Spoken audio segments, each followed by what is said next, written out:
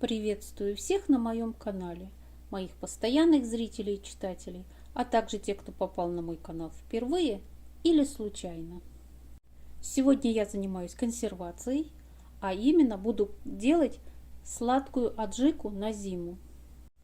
Для аджики я беру 5 килограмм помидор.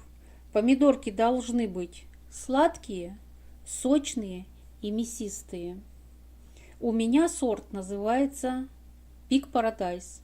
Очень сладкий, очень вкусный. Чем слаще помидоры, тем вкуснее будет аджика. Помидоры я помыла, разрезала на 4 части, убрала черные пятнышки, хвостики, и их нужно перекрутить через мясорубку. Помидорки нужно перекрутить через крупную решетку и получившуюся массу перелить в кастрюлю, в которой мы будем кипятить нашу аджику. Следующий компонент – болгарский перец. Его я беру 3 килограмма и только красный, чтобы он был спелый и сладкий. Перец я хорошенечко помыла, почистила и также нарезала на куски. Его нужно точно так же, как и помидоры, пропустить через мясорубку с крупной решеткой. В эту аджику я не добавляю острый красный перец. Остроту придаст чеснок. На это количество помидор и перца я беру 5 крупных, вот практически с мою руку, головок чеснока. Его также нужно почистить и пропустить через мясорубку. Вот такое количество чесночка получилось, и его я буду перекручивать вместе с красным перцем. Вот такая перцовая чесночная каша у меня получилась. Я его все хорошенько помешаю и отправлю туда же в кастрюлю к помидоркам.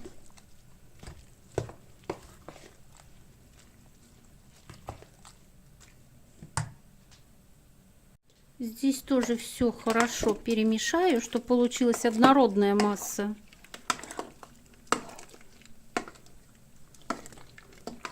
Добавляю огонь и даю закипеть.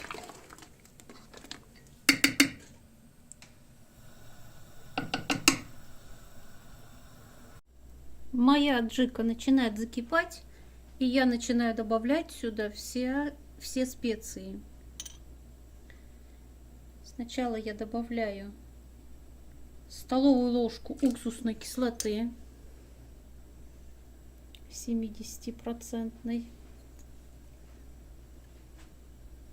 Специи можно добавлять строго по личному вкусу, кому что нравится. Если хотите, чтобы аджика была сладкой, добавьте побольше сахара. Если хотите соленую, добавьте побольше соленую. Я показываю, как делаю я. Дальше я беру чайную ложку специй. У меня здесь кориандр, черный перец и гвоздика. Чайной ложки вполне достаточно. Все хорошенечко перемешиваю. Если любите прованские травы, можно добавить сюда прованские травы.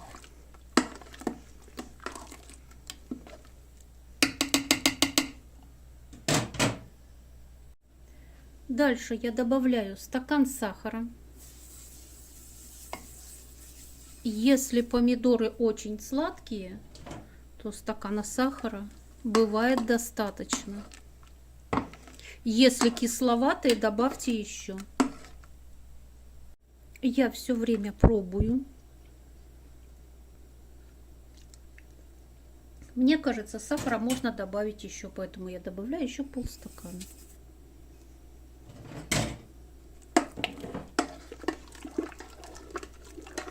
Хорошенько мешаю. И сейчас буду добавлять соль.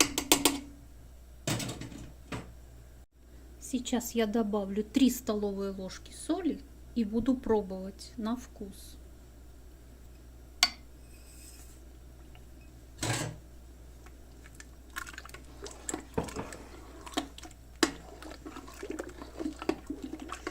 Невозможно сказать точно, что взять 2-3 ложки, 4, потому что все помидоры, все перцы имеют разный вкус. Какие-то более сладкие, какие-то более кислые. Поэтому подстраиваемся под готовое блюдо. Просто пробуем. Хочется сделать послаще, делаем послаще. Хочется сделать покислее, сделаем покислее. Теперь я добавляю подсолнечное масло. На такой объем мне нужно примерно 2-2,5 стакана подсолнечного масла.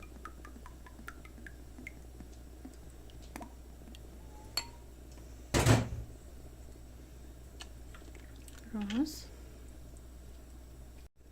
2.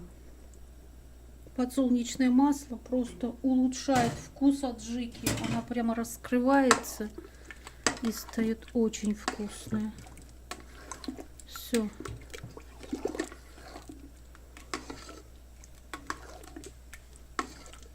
Вполне достаточно. Даже не буду больше добавлять. Ставлю так вот, как есть. И даю закипеть. Сильно кипятить, сильно долго кипятить не нужно. Но чтобы закипело, все-таки нужно дать. И прокипятить примерно 5-7 минут.